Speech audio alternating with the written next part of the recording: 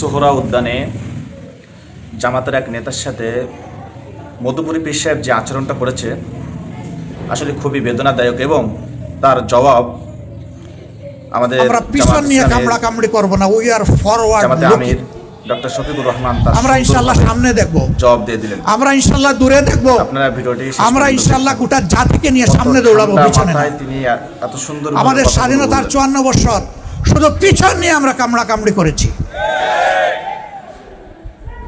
ধিক্কার নিজেদের প্রতি, রাজনৈতিক প্রতিষ্ঠানের প্রতি। রাজনীতি হচ্ছে দেশের সমাজের মগজ। এই মগজ যখন পরিচ্ছন্ন থাকে, ঠিক থাকে, শক্তিশালী থাকে, এই মগজ যখন মেধাবী হয়, জাতি তখন উপকৃত হয়। আর যেই মগজের মধ্যে সর্বক্ষণ প্রতিশোধ, প্রতিহিংসা, নোংরামি গুড় গুড় করতে থাকে, এই মগজ দিয়ে জাতির কোনো খেদমত করা সম্ভব নয়। সম্মানিত ভাই ও বোনেরা, বাংলাদেশ জামাতে ইসলামী একটি দুঃখী দল। আমরা আপনাদের কাছে বড় ঋণী। আমাদের কষ্টের দিনগুলোতে অনেক ভাই এবং বোন জীবন এবং ইজ্জতের ঝুঁকি নিয়ে আমাদেরকে আশ্রয় দিয়েছে। আমরা আমাদের মায়ের মুখ দেখতে পারিনি। এই দেশে থাকা অবস্থায় 10.5 মাস আমি আমার কোনো পরিবারের সদস্যদের মুখ দেখার সুযোগ পাইনি। আমি জেলে ছিলাম না, আমি বাইরে ছিলাম। জেলে 3 বার গিয়েছি, তা তো মাঝে মাঝে তারা আমাকে দেখতে পারতেন 2 মাস 1 মাস পরে এসে।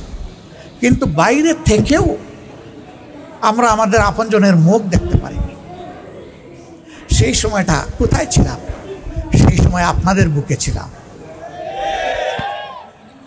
একবার একজন আইও আমাকে বলে যে স্যার আপনার লেটেস্ট অ্যাড্রেসটা বলেন। আমি বললাম কোনটা বল?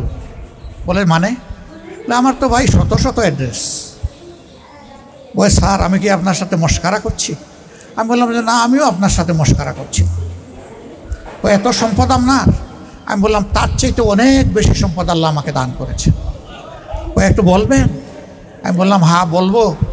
তোমাদের কারণে কোনো বাড়িতে 1 রাত, কোনো বাড়িতে 2 রাত, কোনো বাড়িতে 1 সপ্তাহ, কোনো বাসায় 1 মাস, এইভাবেই আমাদের 13-15টি বছর কেটে গেছে।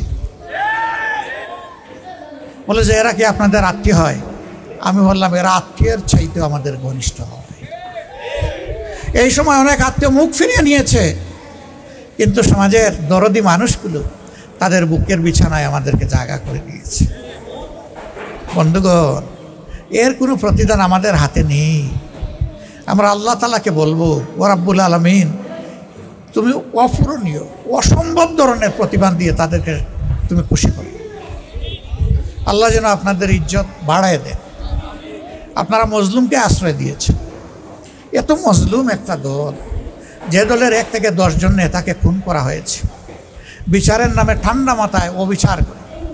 যে দলের 1000 কর্মীকে খুন করা হয়েছে, কোনো বিচারের কাঠগড়ায় দাঁড় করানো হয়নি।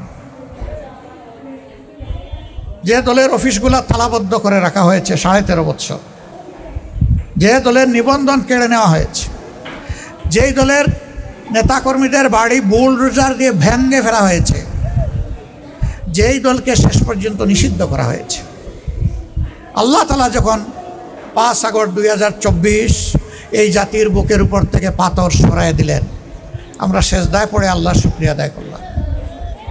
5 তারিখ রাতেই আমরা আমাদের সমস্ত সহকর্মীদেরকে মেসেজ দিলাম, আমরা কারো উপর থেকে ব্যক্তিগতভাবে কোনো প্রতিশোধ নেব না। তবে যিনি ক্ষতিগ্রস্ত তার ন্যায় বিচার পাওয়ার অধিকার আছে, তিনি আদালতে যাবেন, কারো গায়ে হাত দিবেন না। আমরা খবর দিলাম শান্ত থাকুন, ধৈর্য ধরুন। দেশে এখন কোনো সরকার নাই, পুলিশ নাই, কিছুই নাই। সেনাবাহিনীর কয়েকজন সদস্য আর অফিসার তারা একটু মানুষের পাশে ঘোরাঘুরি করছে, এটি এনাফ নয়। এই দেশের আইন শৃঙ্খলা রেস্টোরেশন ফিরিয়ে আনতে আপনারা ভূমিকা রাখুন।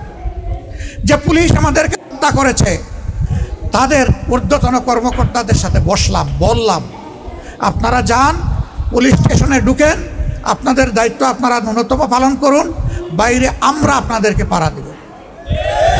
তারা ভয় পাচ্ছিল যে কাজ কারণ তারা করেছে, তারা ওখানে যেতে ভয় পাচ্ছিল। আমরা তাদেরকে অভয় দিয়েছি। বলবেন কেন? পুলিশের প্রতি এত দরদ, এত ভালোবাসা, এত প্রেম আপনাদের কেন? ভাই, দুনিয়ায় 2-4টা রাষ্ট্র আছে তাদের কোনো সশস্ত্র বাহিনী নাই, কিন্তু দুনিয়ায় একটা রাষ্ট্রও নাই যাদের কোনো পুলিশ নাই। এ পুলিশ ভালো হোক মন্দ হোক এই সমাজে লাগবে। তারা আমাদেরকে বলেছে কোথায় বসবো, স্টেশন জ্বালিয়ে দিয়েছে, ফার্নিচার নাই, লজিস্টিক নাই, আমাদের ল্যাপটপ পুড়ে গেছে, আমরা বসবো কোথায়? ঠান্ডা আমরা বলেছি আমাদের সামর্থ্য থেকে, দলীয় ফান্ড থেকে সব দেওয়া হবে, আপনারা বসে। 322টা থানায় এরকম করে আমরা তাদেরকে লজিস্টিক সাপ্লাই দিয়েছি। এরপরে বলেছে আমরা যে ভিতরে ঢুকবো ওখানে খাওয়া দাওয়া কিভাবে করব? আমরা বলেছি আপনাদের ফ্রি হোটেল আমরা। তাদেরকে 3 বেলা খাবার সরবরাহ করা হয়েছে।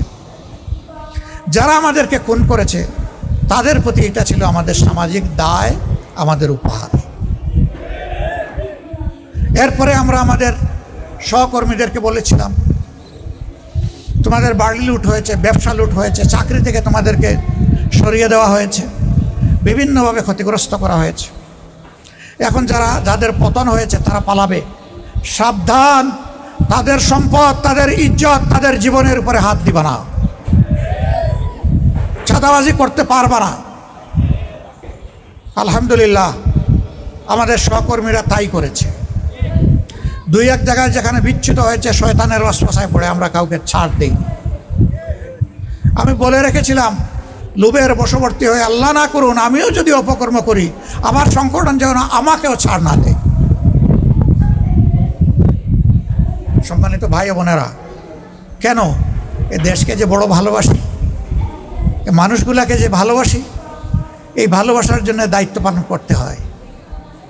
এজন্য আমরা সিদ্ধান্ত নিয়েছি, আল্লাহ যদি আবারও বলি, আল্লাহ তাআলার মেহেরবানি আপনাদের ভালোবাসায় আমাদেরকে সরকার গঠনের সুযোগ দেন, আমরা সরকারের তহবিল থেকে ওইটুকুই নিব যা নিতে বাধ্য, এর বাইরে 1টা টাকাও আমরা গ্রহণ করব না। ইতিমধ্যে আমরা ঘোষণা করেছি আমাদের লোকেরা মন্ত্রী এমপি যদি হয় তাহলে সরকারি বিনামূল্যের অথবা অতি স্বল্প মূল্যের দামি প্লট আমরা একটাও গ্রহণ করব না।